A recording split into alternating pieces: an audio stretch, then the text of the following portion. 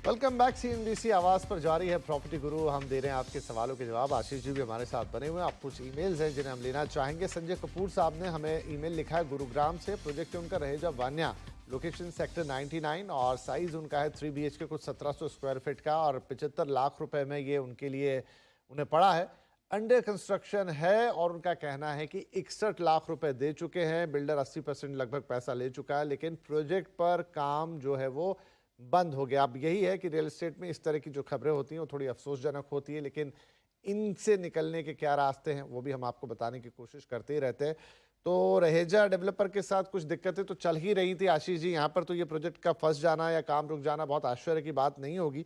अब इन्होंने कब बुक किया, किस हिसाब से किया, अगर फोन लाइन पर होते तो ज़्यादा जानकारी मिलती, लेकिन क्या उपाय हो सकता है इनके लिए? विपिन जी, ये प्रोजेक्ट हम इस प्रोग्राम पे भी कई बार पहले डिस्कस कर चुके हैं। प्रोजेक्ट में दिक्कत है तो सबसे पहले तो रेरा बॉडी पे अपील करना चाहिए, क्योंकि हर इंडिविजुअल बायर को अलाउड है कि वो रेरा बॉडी पे जाके अपनी कंप्लेंट रजिस्टर कर सकता है। दूसरा है, अगर वो किसी लिटिगेशन के पार्ट नहीं है तो हमारा सजेशन तो हमेशा यही रहता है कि हमारे देश का जस्टिस सिस्टम इस तरह से काम करता है कि अगर किसी कोई जस्टिस सीख कर रहा है तो आपको उसके साथ भागीदार बनना पड़ेगा। और जब आप भागीदार बनते हैं, आपके साथ हंड्रेड्स ऑफ और लोग होंगे जो सेम लिटिगेशन को परस्यू कर रहे हैं। तो उस लिटिगेशन के हिसाब से जो भी फिर रेजोल्यूशन टाइम लगेगा। हम ऑलमोस्ट बहुत लोग इन सब चीजों से निकल रहे हैं, इंक्लूडिंग माई सेल्फ। आपको उनके साथ जुड़े रहना पड़ेगा। उसमें लॉयर्स की जो बीच बीच में एडवाइस आएगी उसके हिसाब से ही ऑपरेट करना पड़ेगा। और काफी सारे लिटिगेशंस इस समय कोर्ट्स में हैं।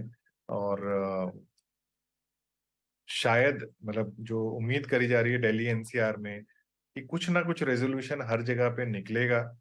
और ऑलरेडी हम देख रहे हैं कि कई जगहों पे प्रोजेक्ट टेक ओवर हुए हैं या प्रोजेक्ट्स में थोड़ी एक्स्ट्रा फंडिंग करके बायर्स ने एक थर्ड पार्टी एजेंसी उसको कंस्ट्रक्ट कर रही है और उसको डिलीवर कर रही है।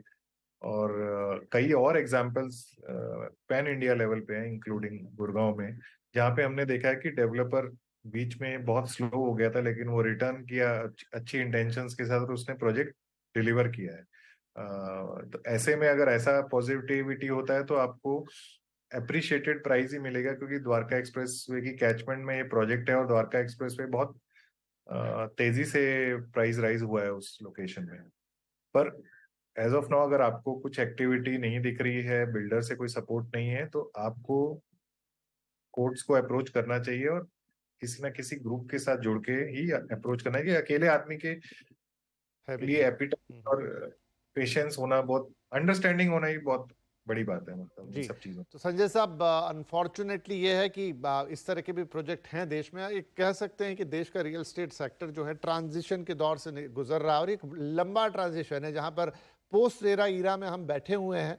बहुत सारी चीज़ें बेहतर हुई हैं, लेकिन अभी भी इस तरह के प्रोजेक्ट्स हैं जो अटक रहे हैं। कई जगह अलग अलग तरीके की दिक्कतें हैं, लेकिन कुल मिला के एंड रिजल्टेंट ये है कि प्रोजेक्ट अटक जाता है और नुकसान आप जैसे घर खरीदारों का होता है। सरकार ने कई तरह के फंड्स और स्कीम्स भी चला रखे हैं, लेकिन वो धीरे धीरे चलते हैं। और जो आशीष जी ने कहा है कि एक है कि इंडिविजुअल रेरा कंप्लेंट हो, कोर्ट का रास्ता लें, क्लास एक्शन सूट अभी इसमें पॉसिबल शायद नहीं होगा, लेकिन हाँ, आप लोग सब मिलकर एक अपील दायर कर सकते हैं, साथ में जा सकते हैं। डेवलपर पर वो दबाव पड़ता है और कुछ ना कुछ तो रिजल्ट आता है। हम मानते हैं कि पूरी प्रक्रिया पेनफुल होती है क्योंकि आपकी हार्ड एंड मनी लगी है, लेकिन अभी कोई और रास्ता इसके अलावा सीधे सीधे होता भी नहीं है। इतना ज़रूर उम्मीद है कि धीरे धीरे परिवर्तन आ रहे हैं, लेकिन उस परिवर्तन को पूरी तरह आने में समय लगेगा और उस बीच ये जो इस तरह की खबरें रहती हैं ये वाकई दुखद होती है। तो हम उम्मीद यही करेंगे, शुभकामनाएं हमारी आपके साथ। जो एक दो उपाय हैं उन पे ही आगे बढ़िए, क्योंकि और तुरंत कोई रिजोल्यूशन नहीं है। एंड होपफुली जल्दी शायद आपको यहाँ पर अच्छे रिजल्ट्स भी देखने को मिले, क्योंकि ऐसा और भी जगह हमने होते हुए देखा है।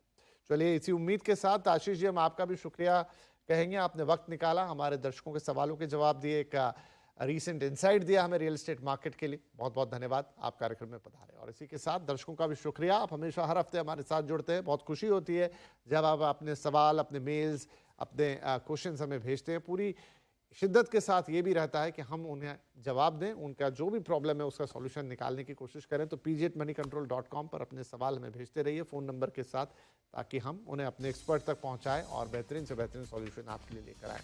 इस हफ्ते के लिए इतना ही, अगले हफ्ते फिर मुलाकात होगी, तब तक के लिए नमस्कार।